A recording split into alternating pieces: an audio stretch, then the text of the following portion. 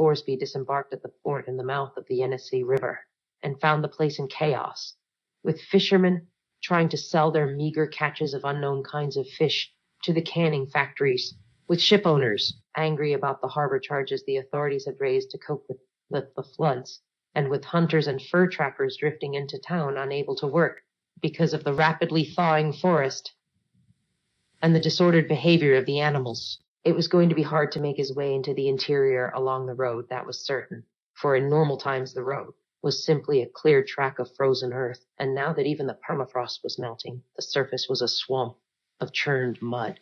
So Lee put his balloon and equipment into storage, and with his dwindling gold hired a boat with a gas engine. He bought several tanks of fuel and some stores and set off up the swollen river. He made slow progress at first. Not only was the current swift, but the waters were laden. All kinds of debris, tree trunks, brushwood, drowned animals, and once the bloated corpse of a man. He had to pilot carefully and keep the little engine beating hard to make any headway. He was heading for the village of Grumman's tribe. For guidance, he had only his memory of having flown over the country some years before. But that memory was good, and he had little difficulty in finding the right course among the swift-running streams, even though some of the banks had vanished under the milky brown floodwaters.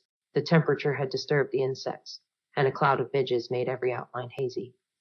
Lee smeared his face and hands with Jimson weed ointment and smoked a succession of pungent cigars, which kept the worst at bay. As for Hester, she sat taciturn in the bow, her long ears flat against her skinny back, and her eyes narrowed. He was used to her silence, and she to his. They spoke when they needed to. On the morning of the third day, Lee steered the little craft up a creek that joined the main stream, flowing down a line of low hills that should have been deep under snow, but now were patched and streaked with brown. Soon the stream was flowing between low pines and spruce, and after a few miles they came to a large round rock, the height of a house, where Lee drew into the bank and tied up. There was a landing stage here, he said to Hester. Remember the old seal hunter in Nova Zembla who told us about it? It must be 6 feet under now. I hope they had sense enough to build the village high then, she said, hopping ashore. No more than half an hour later, he laid his pack down beside the wooden house of the village headman and turned to salute the little crowd that had gathered. He used the gesture universal in the north to signify friendship and laid his rifle down at his feet. An old Siberian Tartar, sighs, almost lost in the wrinkles around them, laid his bow down beside it. His Wolverine daemon twitched her nose at Hester, who flicked an ear in response. And then the headman spoke. Lee replied, and they moved through half a dozen languages before finding one in which they could talk. My respects to you and your tribe, Lee said. I have some smokeweed, which is not worthy, but I would be honored to present it to you. The headman nodded in appreciation, and one of his wives received the bundle Lee removed from his pack. I am seeking a man called Grumman, Lee said. I heard tell he was a kinsman of yours by adoption. He may have acquired another name, but the man is European. Ah, said the headman. We have been waiting for you. The rest of the villagers, gathered in the thin, steaming sunlight on the muddy ground in the middle of the houses, couldn't understand the words, but they saw the headman's pleasure. Pleasure and relief, Lee felt Hester think. The headman nodded several times. We have been expecting you, he said again. You have come to take Dr. Grumman to the other world. Lee's eyebrows rose, but he merely said, As you say, sir. Is he here? Follow me, said the headman. The other villagers fell aside respectfully. Understanding Hester's distaste for the filthy mud she had to lope through, Lee scooped her up in his arms and shouldered his pack, following the headman along a forest path to a hut 10 long bow shots from the village, in a clearing in the larches. The headman stopped outside the wood-framed, skin-covered hut. The place was decorated with boar tusks and the antlers of elk and reindeer. But they weren't merely hunting trophies, for they had been hung with dried flowers and carefully plaited sprays of pine, as if for some ritualistic purpose. You must speak to him with respect, the headman said quietly. He is a shaman, and his heart is sick. Suddenly Lee felt a shiver go down his back. Hester stiffened in his arms, for they saw that they had been watched all the time. From among the dried flowers and the pine sprays, a bright yellow eye looked out. It was a daemon, and as Lee watched, she turned her head and delicately took a spray of pine in her powerful beak. and drew it across the space like a curtain. The headman called out in his own tongue, addressing the man by the name the old seal hunter had told him. Will Parry. A moment later, the door opened. Standing in the doorway, gaunt, blazing-eyed, was a man dressed in skins and furs.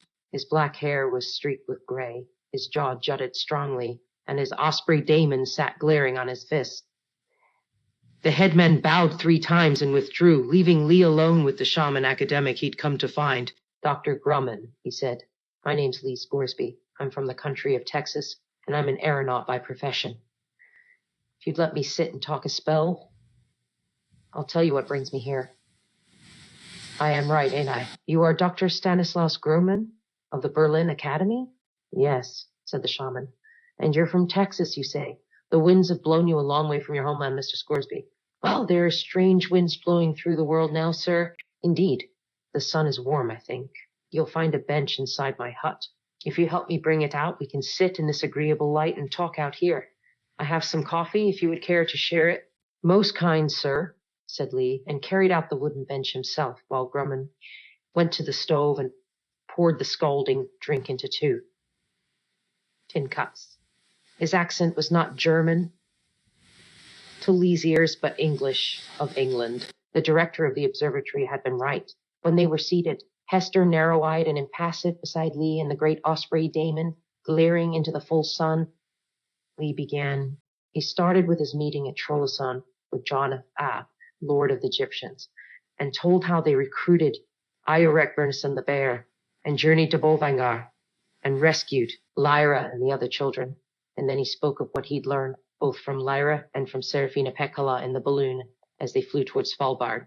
You see, Dr. Grumman, it seemed to me, from the way the little girl described it, that Lord Asriel just brandished this severed head packed in ice at the scholars there, and frightened them so much with it they didn't look closely. That's what made me suspect you might still be alive. And clearly, sir, you have a kind of specialist knowledge of this business. I've been hearing about you all along the Arctic seaboard, about how you had your skull pierced, about how your subject of study seems to vary between digging on the ocean bed and gazing at the northern lights, about how you suddenly appeared, like as it might be out of nowhere, about 10, 12 years ago.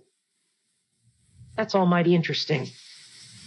But something's drawn me here, Dr. Grumman, beyond simple curiosity. I'm concerned about the child. I think she's important, and so do the witches.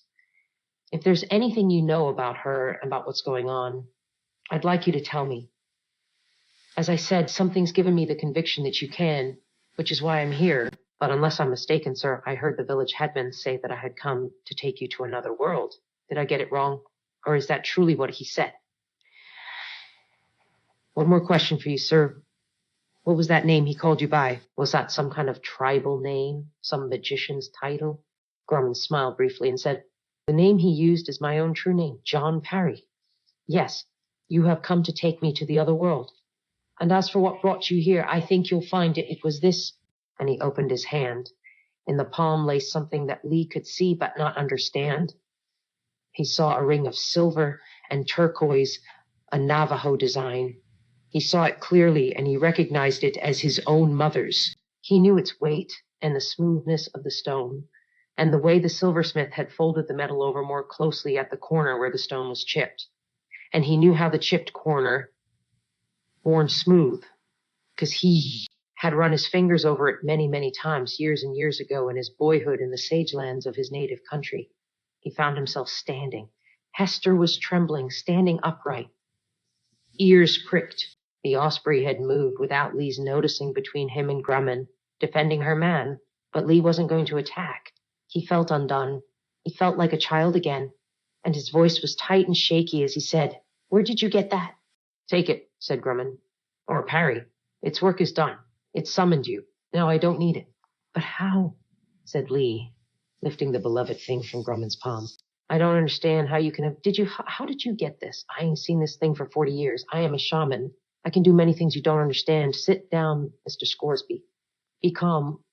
I'll tell you what you need to know." Lee sat again, holding the ring, running his fingers over it again and again. "Well," he said, "I'm shaken, sir. I think I need to hear what you can tell me Very well, said Grumman. I'll begin. My name, as I told you, is Parry, and I was not born in this world. Lord Asriel is not the first by any means to travel between the worlds, though he's the first to open the way so spectacularly. In my own world, I was a soldier and then an explorer. 12 years ago, I was accompanying an expedition to a place in my world that corresponds with your bearing. My companions had other intentions, but I was looking for something I'd heard about from old legends, a rent in the fabric of the world, a hole that had appeared between our universe and another. Some of my companions got lost. In searching for them, I and 2 others walked through this hole, this doorway, without even seeing it, and left our world altogether. First, we didn't realize what had happened.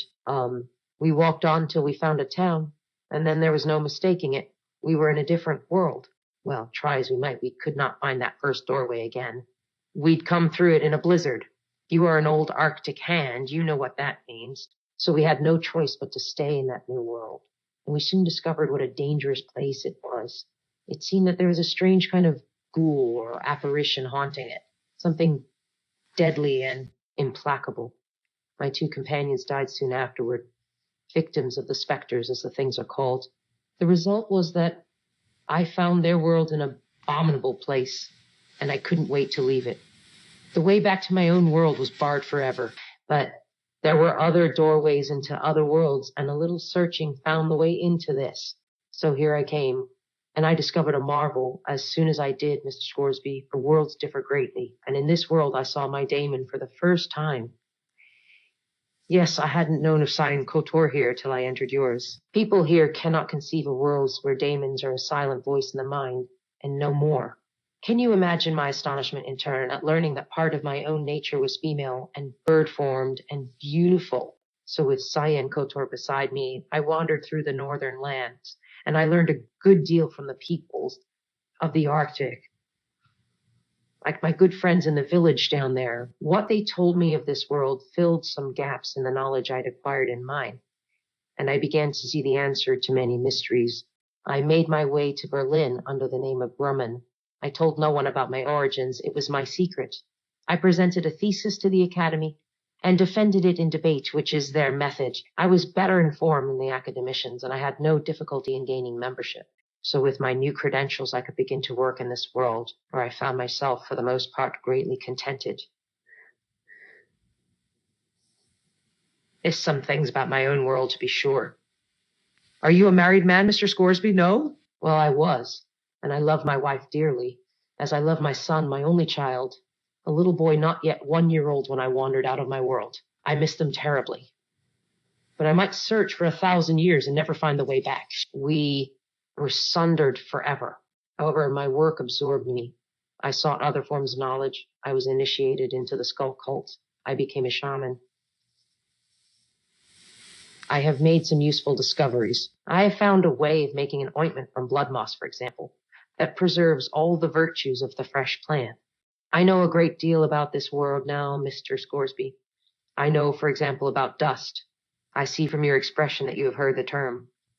It is frightening your theologians to death, but they are the ones who frighten me. I know what Lord Asriel is doing, and I know why, and that's why I summoned you here. I'm going to help him, you see, because the task he's undertaken is the greatest in human history. The greatest in 35,000 years of human history, Mr. Scoresby. I can't do very much myself. My heart is diseased beyond the powers of anyone in this world to cure it. I have one great effort left in me, perhaps. But I know something Lord Asriel doesn't, something he needs to know if his effort is to succeed. You see, I was intrigued by that haunted world where the specters fed on human consciousness. I wanted to know what they were, how they had come into being, and as a shaman, I can discover things in the spirit where I cannot go in the body, and I spent much time in trance, exploring that world. I found that the philosophers there, centuries ago, had created a tool for their own undoing, an instrument they called the subtle knife. It had many powers, more than they'd guessed when they made it, far more than they know even now. And somehow, in using it, they had let the specters into their world. Well, I know about the subtle knife and what it can do, and I know where it is, and I know how to recognize the one who must use it, and I know what he must do in Lord Asriel's cause. I hope he's equal to the task. So I have summoned you here and you are to fly me northward into the world Asriel has opened, where I expect to find the bearer of the subtle knife. That is a dangerous world, mine. Those specters are worse than anything in your world or mine. We shall have to be careful and courageous. I shall not return, and if you want to see your country again, you'll need all your courage, all your craft, all your luck. That's your task, Mr. Scoresby. That is why you sought me out. And the shaman fell silent. His face was pallid, with a faint sheen of sweat. This is the craziest damn idea I ever heard in my life, said Lee. He stood up in his agitation and walked a pace or two this way, a pace or two that, while Hester watched unblinking from the bench. Grumman's eyes were half closed. His daemon sat on his knee, watching Lee warily. Do you want money? Grumman said after a few moments. I can get you some gold. That's not hard to do. Damn, I didn't come here for gold, said Lee hotly. I came here to see if you were alive, like I thought you were. Well, my curiosity's kind of satisfied on that point. I'm glad to hear it.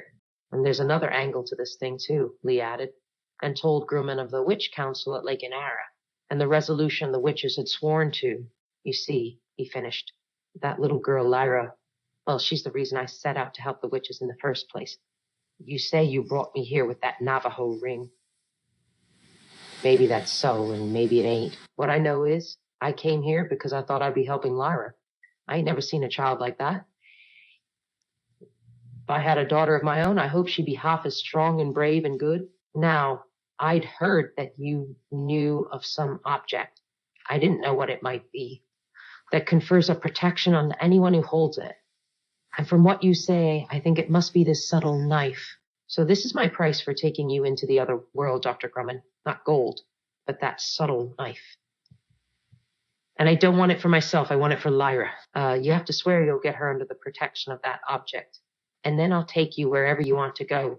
The shaman listened closely and said, Very well, Mr. Scoresby, I swear. Do you trust my oath?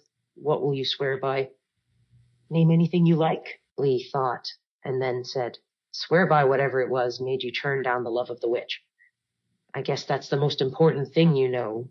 Grumman's eyes widened, and he said, You guess well, Mr. Scoresby. I'll gladly swear by that. I give you my word that I'll make certain the child Lyra Belacqua is under the protection of the subtle knife. But I warn you, the bearer of that knife has his own task to do, and it may be that his doing it will put her into even greater danger. Lee nodded soberly. Maybe so, he said, but whatever little chance of safety there is, I want her to have it. You have my word. And now I must go into the new world, and you must take me. And the wind? You ain't been too sick to observe the weather, I guess? Leave the wind to me. Lee nodded. He sat on the bench again and ran his fingers over and over the turquoise ring, while Grumman gathered the few goods he needed into a deerskin bag, and then the two of them went back down the forest track to the village. The headman spoke at some length. More and more of the villagers came out to touch Grumman's hand, to mutter a few words, and to receive what looked like a blessing in return. Lee, meanwhile, was looking at the weather. The sky was clear to the south, and a fresh-scented breeze was just lifting the twigs and stirring the pine tops. To the north, the fog still hung over the heavy river, but it was the first time for days that there seemed to be a promise of clearing it.